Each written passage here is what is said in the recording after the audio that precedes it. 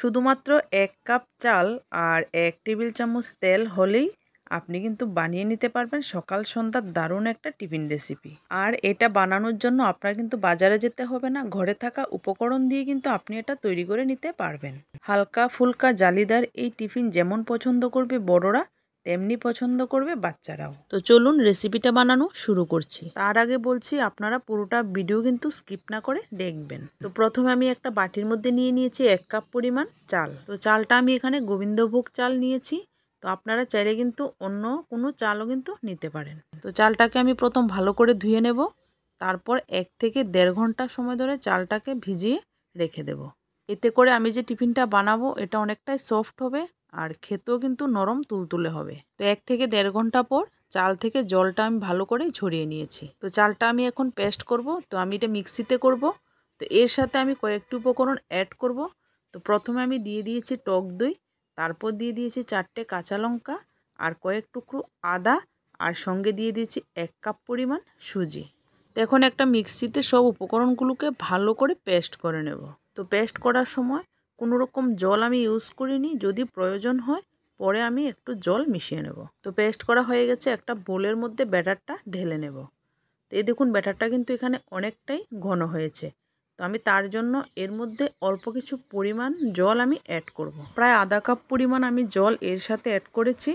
তো অ্যাড করে নেওয়ার পর এই দেখুন ব্যাটারের ঘনত্বটা কীরকম হয়েছে। তো ঠিক এরকম কিন্তু ব্যাটারের ঘনত্বটা হতে হবে। তো এখন এই ব্যাটারের মধ্যে আমি দিয়ে দেব 1 টেবিল চামচ তেল।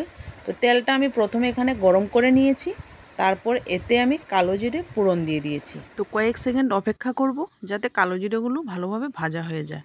তারপরে ব্যাটারের মধ্যে ঢেলে দেব, ঢেলে ভালো করে মিক্স করে নেব। তো আমি যে তেলটা দিয়েছি এটা সরষের তেল। তো আপনারা চাইলে কিন্তু এখানে সাদা তেলও ব্যবহার করতে পারেন। তো তেলটাকে এখন ভালো করে ব্যাটারের সাথে মিক্সড করে নেব। তো ব্যাটারটাকে ভালো করে মিশিয়ে নিয়ে এখন আমি অ্যাড করে দেব পরিমাণ মতো নুন।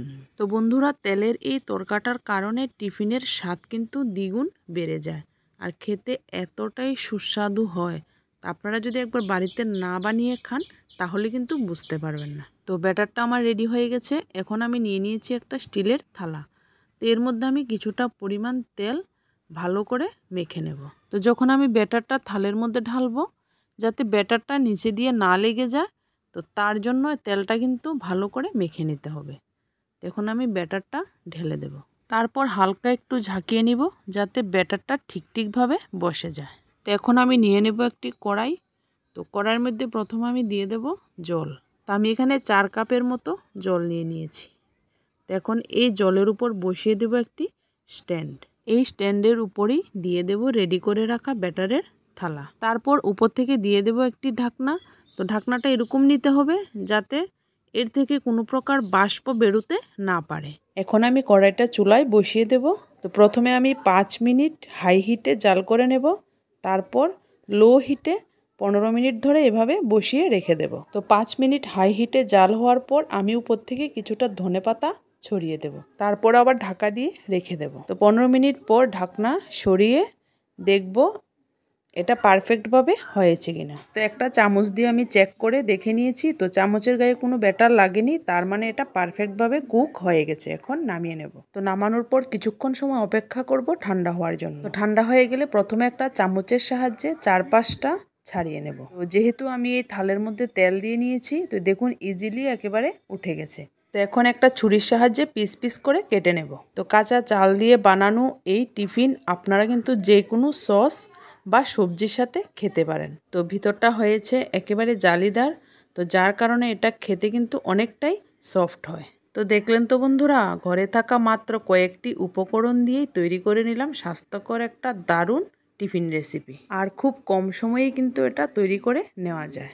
তো আপনারাও কিন্তু এভাবে একবার বাড়িতে ট্রাই করে খেয়ে দেখবেন। কথা দিচ্ছি একবার খেলে আরেকবার কিন্তু বানিয়ে খাওয়ার ইচ্ছা আপনার হবেই। তো ফিরছি কোনো নতুন রেসিপির সাথে। ততক্ষণে সবাই ভালো থাকবেন, সুস্থ থাকবেন।